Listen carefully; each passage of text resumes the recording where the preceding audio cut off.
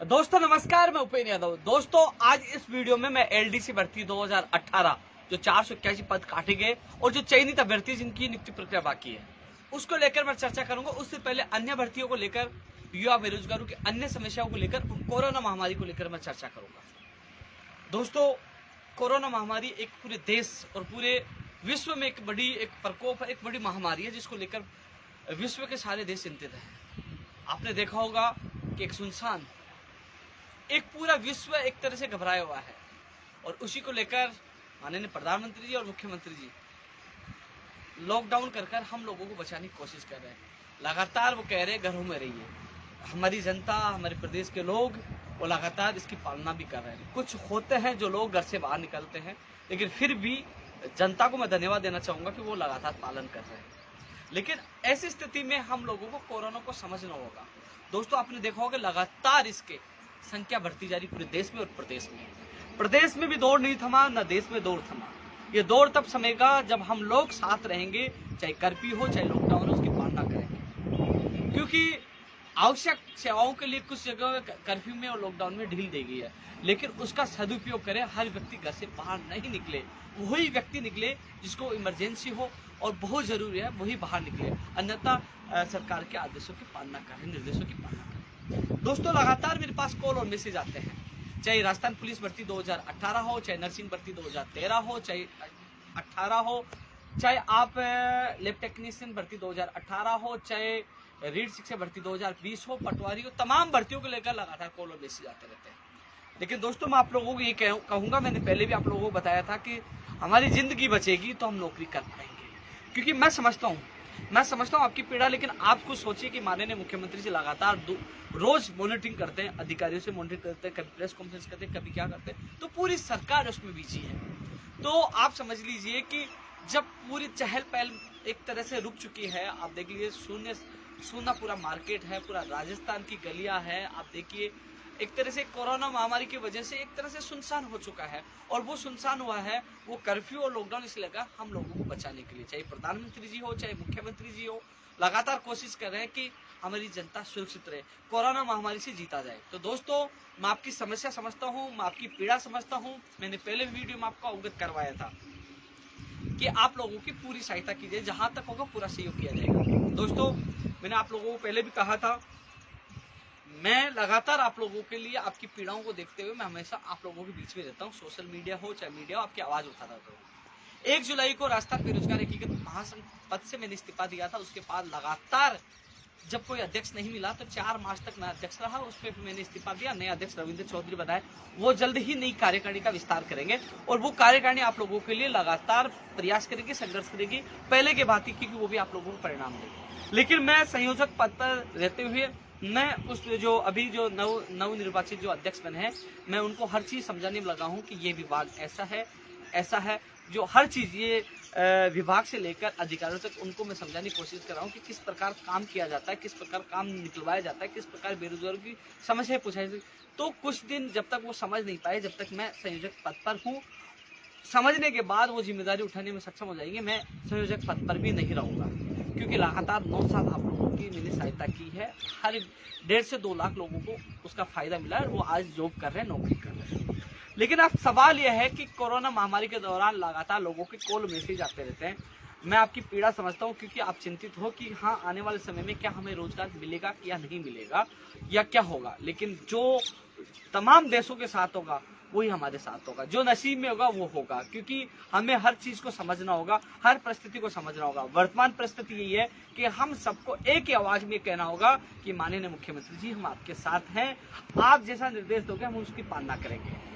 क्योंकि दोस्तों मुझे पता है कि जो भर्तियां हैं, लंबित भर्तियां हैं, उसको लोग जो अभ्यर्थी कई महीनों से, कई सालों से परेशान है। चाहे अधीनस्थ बोर्ड की, चाहे कृषि प्रेक्षक हो, चाहे महिला सुपरवाइजर हो, चाहे एलडीसी भर्ती 2018 हो, चाहे एलडीसी भर्ती पंचायत राज 2013 हो, चाहे नर्सिंग भर्ती 2013 हो, राजस्थान पुलिस 2018 की एक और सूची का मामला हो, रीड शिक्षक भर्ती 2018 की एक और सूची का मामला हो, चाहे 16 हो संस्कृत विभाग की एक और सूची का मामला हो, चाहे रीड शिक्षक भर्ती 2020 का लेवल 2 का जो पैटर्न का मामला हो, चाहे उनकी एग्जाम और विज्ञप्ति का मामला हो, तमाम वो मामले हैं, तमाम वो नई भर्तियां हो, चाहे वन रक्षक हो, वनपाल हो, राजस्थान पुलिस हो, पटवारी हो, फार्मासिस्ट हो, पुस्तकालय अध्यक्ष जिनकी परीक्षा तिथि जारी होनी है, तमाम मुझे पता है आप लोगों की समस्याएं नई भर्तियों का इंतजार कर रहे हैं, जैन भर्ती की भी है अभी जो आवेदन प्रक्रिया चली थी। दोस्तों मैं आपको पहले बता दूं, जिनकी आवेदन प्रक्रिया चली थी, लॉकडाउन हो गया था, कर्फ्यू लग गया था, जिसकी वजह से आप लोग आवेदन नहीं कर पाए, उसमें आपको मौका मिलेगा। जो समस्या आई है उसमें आपको मौका मिलेगा। अब सवाल है कि ऐसे समय में हम सरकार के साथ खड़ा रहे। तो दोस्तों आज जो मैं लाइव आया हूं इसलिए कि लगातार मैं 3 दिन से देख रहा हूं कि एलडीसी भर्ती 2018 को लेकर 2 तरह से मेरे पास मैसेज आ रहा है। एक तो 481 को लेकर और एक जो चयनित अभ्यर्थी हैं, जो अधीनस्थ के हैं, अधीनस्थ सेवा के हैं, उनकी ज्वाइनिंग को लेकर, क्योंकि सचिवालय वालों को ज्वाइनिंग ऑनलाइन मिल चुकी है, ऐसे में आरपीएससी को मिल चुकी है, ऐसे में ये कह रहे हैं कि हम लोगों की ज्वाइनिंग बाकी है, सारा प्रोसेस पूरा हो चुका है। तो दोस्तों हालांकि ऐसी परिस्थिति में अच्छा भी नहीं लगता कि मैं सीएम साहब से निवेदन करूं, कहूं कि साहब आप ज्वाइनिंग दे, तो वो उनके मन में भी आएगा कि 31 भारतीय है, पूरी प्रदेश एक संकट में है, महामारी से जूझ रहा है। फिर भी दोस्तों आप लोगों की बात मैंने पहुंचाई है, क्योंकि आप लोगों को यहां तक पहुंचाया, क्योंकि 481 वाले भी लगातार कॉल और मैसेज कर रहे थे। फिर भी मैंने आज सीएम सचिव साहब से बात की है, कोशिश कर रहा हूं कि आप लोगों की बात सीएम तक पूछे, सीएम साहब समय निकाल के आप लोगों का भी भला करे। तो दोस्तों मैं आप लोगों को ये बताना चाहूंगा कि एलडीसी भर्ती 2018 सबसे पहले जो अधीनस्थ के हैं, चयनित अभ्यर्थी हैं, उनमें मैं बता दूं कि आज जो आप लोगों की जो प्रक्रिया है, क्योंकि जो ग्रुप 3 है, प्रशासनिक सुधार विभाग का ग्रुप 3 है, उसमें अधिकारी लगातार आपकी भर्ती को लेकर कार्य कर रहे हैं।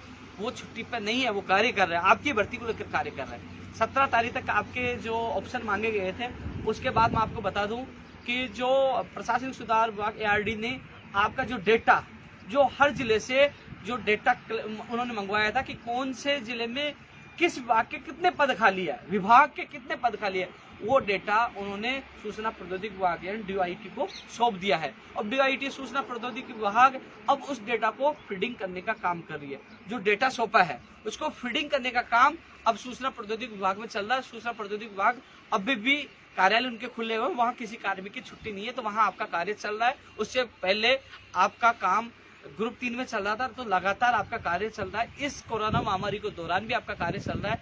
मेरी बात हुई है, अब यही है कि वो डेटा फीडिंग होगा कि किस जिले में कौन से विभाग के कितने पद खाली है, उसके बाद आपके विभाग आवंटन होंगे, विभाग आवंटन होंगे और विभाग आवंटन के बाद दूसरा प्रोसेस आपका जिला आवंटन का होगा। तो दोस्तों जहां तक आप लोगों को इतना ही कह सकता हूं कि आप जो एलडीसी भर्ती 2018 के जो लोग अभ्यर्थी चिंतित हैं, उन लोगों की कहूंगा कि लगातार आप लोगों का सहयोग किया है।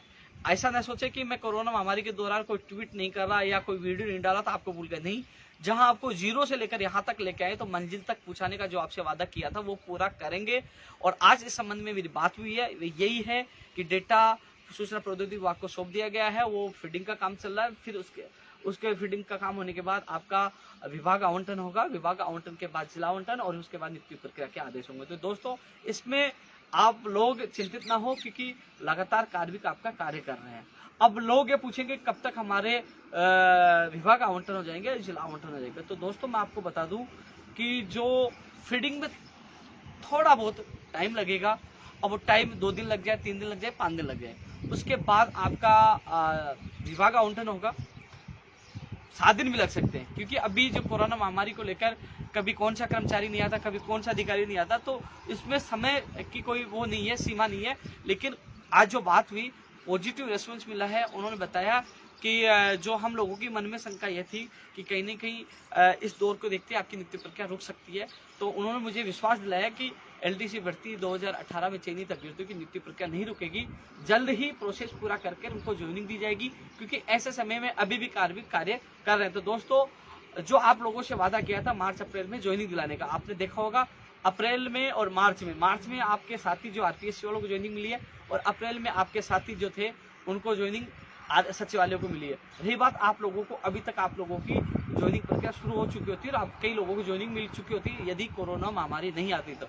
लेकिन ये हमारा दुर्भाग्य था, ये हमारे साथ नहीं पूरे विश्व के साथ ऐसा हो रहा है, तो थोड़ा सा संयम रखना होगा। आपका प्रोसेस चालू है और जल्द ही आप लोगों को खुशखबरी देने के लिए, और आप लोगों को क्योंकि हमेशा खुशखबरी दी है, हमेशा आपका अच्छा किया, तो जल्द ही मैं पूरी कोशिश करूंगा कि आपका कार्य जल्द से जल्द पूरा हो, जल्द से जल्द आपका विभाग आवंटन हो, जिला आवंटन हो, आपकी नीति आदेश जारी हो।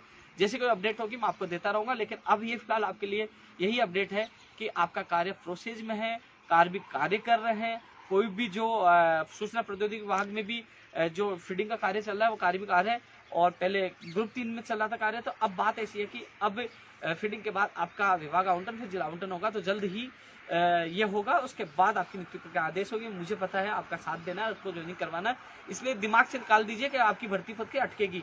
481 की वजह से चयनित अभ्यर्थियों का बुरा नहीं होगा, और चयनित अभ्यर्थियों की वजह से 481 का बुरा नहीं होगा। मेरे लिए दोनों समान है।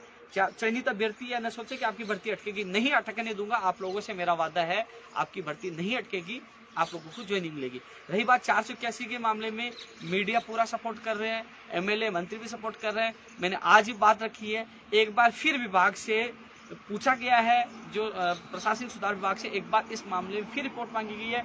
मैंने आपकी बात आज भी रखी है, मैं भूला नहीं हूँ, क्योंकि 15 मार्च को जब माननीय मुख्यमंत्री जी से मेरी मीटिंग हुई थी, तो दोस्तों मुख्यमंत्री जी ने कई मुद्दों को लेकर मुझे पर्सनल टाइम दिया था। मुझे कहा था कि आप अकेले आना। तो दोस्तों उससे मैं माननीय मुख्यमंत्री जी के सामने तमाम मांगे रखने वाला था, चाहे आपकी ये एलडीसी भर्ती 2018 की 481 पद कम करने का मामला हो, चाहे रीट शिक्षक भर्ती 2020, 18 नर्सिंग भर्ती, तमाम जो मुद्दे थे उनको लेकर मैं सीएम साहब के सामने बात रखने वाला था। लेकिन किस्मत हमारी खराब थी, क्योंकि कोरोना महामारी आ गई। माननीय मुख्यमंत्री जी लगातार प्रदेश की जनता को बचाने में वो लगे हुए हैं। ऐसे में अब कोरोना समाप्त होगा, जब हम सबको इससे निजात मिलेगी, उसके बाद जब माननीय मुख्यमंत्री जी से मेरी मुलाकात होगी, तो मैं आपकी बात भी रखूंगा। मेरा जो प्रयास था, जहां तक प्रयास था, मैंने प्रयास किया और आगे भी करूंगा। आपको विश्वास दिलाता हूं, जब भी मेरी माननीय मुख्यमंत्री जी से मुलाकात होगी, तो 481 की बात मैं मजबूती से रखूंगा, और आपके अभ्यर्थी को मैं साथ लेके जाऊंगा। मैंने जब कल आज मीडिया में भी आपकी खबर आई है, क्योंकि कल मैंने रमेश और गगन को भी फोन करके बता दिया था कि कल आपकी खबर भी आएगी और मेरी बात भी होगी, और आज मेरी बात भी जो आपको वीडियो के माध्यम से बता रहा हूँ। तो दोस्तों आपका भी पूरा सहयोग करूंगा। 2018 जो चयनित अभ्यर्थी हैं उनकी जो मैंने पूरी आपको अपडेट दे दी है। इसके अलावा दोस्तों रीट शिक्षक भर्ती 2020 है। दोस्तों अभी आपको बता दूं 2 सितंबर फिक्स है, लेकिन यदि कोरोना महामारी मान लीजिए मई जून चला गया, तो फिर क्या सितंबर में हो पाएगी। तो बात ऐसी है कि अब जो अभी फिक्स है, लेकिन कोरोना महामारी का देखा जाएगा। ये मई में 3 मई को हमारा लॉकडाउन खुलता है, मई में इस कोरोना महामारी से हमें निजात मिल जाती है, खत्म हो जाता है, तो कहीं नहीं कि आपके 3 सितंबर को एग्जाम होगी, अन्यथा आगे भी जा सकती है, इसको फिक्स नहीं माने। लेकिन ये जरूर है कि आप लोग घर बैठे तैयारी करते रहे। ये ना सोचे बाद में ये नहीं कहे कि हम लोग तो तैयारी नहीं की, साहब तारीख बढ़ाओ। तारीख नहीं बढ़ेगी। यदि कोरोना समाप्त हो गया तो सही समय पे होगी। कोरोना यदि लगातार चलता रहा, मई जून जुलाई निकल गया, तो कैसे एग्जाम हो पाएगी। इसलिए घर पर तैयारी करें, तैयारी ही आपके काम आएगी, और वही तैयारी आपको मंजिल पर पहुंचाने का कार्य करेगी। इसके अलावा दोस्तों तमाम जो भर्तियां हैं, इनका नाम नहीं ले पा रहा मैं, लेकिन जहां तक सहयोग होगा, आप रविंद्र चौधरी प्रदेश अध्यक्ष से भी संपर्क करिए, मैं भी पूरी मदद करूंगा। लेकिन एक बार कोरोना समाप्त हो, एक बार हमारे प्रदेश के मुख्यमंत्री जी एक बार इससे फ्री हो जाएं, एक बार, क्योंकि वो चिंतित हैं, लगातार अधिकारियों से कॉन्फ्रेंस कर रहे हैं, लगातार बात कर रहे हैं। तो आप सबसे मेरा निवेदन है, एक बार वो फ्री होते हैं तो मैं खुद माननीय मुख्यमंत्री से मिलकर आप सब लोगों की बात रखूंगा। लेकिन इसके अलावा दोस्तों एक सवाल ये उठ के आ रहा है, जो लोग लगातार यहाँ कोचिंग कर रहे थे, और जैसे लॉकडाउन लगा, जैसे कर्फ्यू लगा, तो वो लोग घर चले गए। अब उनके एक 2 महीने हो जाएंगे किराए के, तो वो है कि हमारा किराया मकान मालिक मांग रहे हैं। तो दोस्तों किराए के संबंध में भी मैंने बात रखी थी, अब दोबारा, क्योंकि मुख्यमंत्री जी साहब से निवेदन करेंगे, वो भी अपील ही कर सकते हैं जनता को, कि वो कह सकते हैं, तो हम उनसे अपील करेंगे, निवेदन करेंगे, किराया माफ हो, क्योंकि सब लोग घर पे हैं, क्योंकि उन्होंने कोचिंग की फीस भी दे दी, कमरा किराया भी मांगा जा रहा है। तो ऐसे बेरोजगार कहाँ से लेके आएंगे, क्योंकि मजदूरों की आपने किराया माफ किया, बहुत सराहनीय है, लेकिन मजदूर तो कमाते भी थे, बेरोजगार तो घर से आते हैं, बेरोजगार होते हैं, वो लोग तैयारी करते हैं, और अब तैयारी भी नहीं हो पा रही, घर जा चुके, तो उनका किराया बेकार लग रहा है। हालांकि मजदूर की जो स्थिति है, हम जानते हैं कि मजदूर को इतनी मजदूरी मिलती है कि वो कमरा किराया और घर खर्चा चला पाता है बड़ी मुश्किल से। तो वो उन्होंने सरकार ने जो कमरा किराया माफ करने का जो निर्णय, चाहे दिल्ली का हो, चाहे वर्तमान सरकार ने भी कहा, तो ये स्वागत योग्य, धन्यवाद देते हैं कि मजदूरों से पैसा नहीं। लेकिन बड़ी आशा है कि हम बेरोजगारों को भी, जो लोग तैयारी करें, उनको छूट मिले। इसके अलावा दोस्तों जो कोचिंग वालों ने जो फीस ले ली है, जो कोचिंग वालों ने कोर्सेज की जो फीस ले ली है, चाहे रीट की हो, चाहे पटवारी हो, चाहे पुलिस की हो, उनको या तो पैसे वापस देने होंगे या आपको कोचिंग करवानी होगी। आप इसलिए घबराए नहीं कि कोचिंग वाले आपकी फीस ले ली, आपको कोचिंग नहीं करवाएंगे। आपको घबराने की आवश्यकता नहीं, हम हैं, हम लड़ाई लड़ेंगे। या तो वो फीस आपकी वापस देंगे, फीस नहीं देंगे तो वो आपको कोचिंग करवाएंगे। उनको कोचिंग करवानी होगी क्योंकि आप लोगों ने फीस दी है, इसलिए कोचिंग फीस दे दी। वो अभ्यर्थी भी न घबराए। और है किराया माफ वाली, वो बात भी माननीय मुख्यमंत्री जी के सामने रखेंगे, क्योंकि ये जो पटवारी, पुलिस, रीट की तैयारी करने वाले एक गरीब परिवार से आते हैं, एक मध्यम परिवार से आते हैं, तो वो इस आर्थिक भार को सहन नहीं कर पाएंगे, तो उनको भी राहत मिले, ये बात भी हम रखेंगे। लेकिन तमाम वो भर्तियां हैं, एक बार सामान्य स्थिति हो जाए, जिनकी परीक्षा तिथि जारी होनी है, वो बात भी रखेंगे। जिनकी विज्ञप्ति जारी हो गई, जिनका परिणाम जारी हो गया, उनको ज्वाइनिंग देनी है, वो बात भी रखेंगे। क्योंकि चाहे सेकंड ग्रेड 2018 हो, तमाम भर्तियों का मुझे पता है, लेकिन आज ये नहीं कहूंगा वो है कहने की स्थिति नहीं है। अब स्थिति यही है कि कोरोना कब समाप्त होगा। कोरोना समाप्त होगा तो हम मजबूती से आपकी बात रखेंगे। हालांकि जल्दी हमारे प्रदेश अध्यक्ष नई कार्यकारिणी की घोषणा कर रहे हैं, वो टीम, उसमें मजबूत लोग जुड़ेंगे। आप रविंद्र चौधरी से संपर्क कर सकते हैं, नई टीम में आप उससे जुड़ सकते हैं, उनका कंधे से कंधा मिलाकर साथ दे सकते हैं। क्योंकि जिस प्रकार मैंने आपको अचानक जो अध्यक्ष पद से इस्तीफा देकर आप लोगों को लगा कि अचानक छोड़ दिया, तो मैं आपको पहले, क्योंकि जब मैंने जुलाई में इस्तीफा दिया था तो 1 साल पहले बता चुका था कि मैं जुलाई में इस्तीफा दे सकता हूँ, 1 साल पहले। और 1 साल बाद मैंने इस्तीफा दिया। और अब जो संयोजक के लिए कह रहा हूँ कि फिर कहूँगा ये क्या होगा, क्योंकि 9 साल से मैं कार्य किया हूँ, क्योंकि संगठन लगातार खून पसीने से सिंचा है और इसका परिणाम मिला है। लेकिन जितना सहयोग होगा, जहां तक मैं हूं, आपका सहयोग करता रहूंगा। आप सबसे मेरा ये निवेदन है, एक बार कोरोना महामारी समाप्त हो जाए, उसके बाद तमाम जितनी भर्तियां, चाहे लंबित हो, चाहे नई भर्तियां हो, चाहे परीक्षा परिणाम हो, चाहे परीक्षा हो, तमाम भर्तियों की मांग हम सीएम साहब के सामने रखेंगे, जिससे जल्द से जल्द बेरोजगारों को रोजगार मिले और राहत मिल सके। जय हिंद, जय भारत।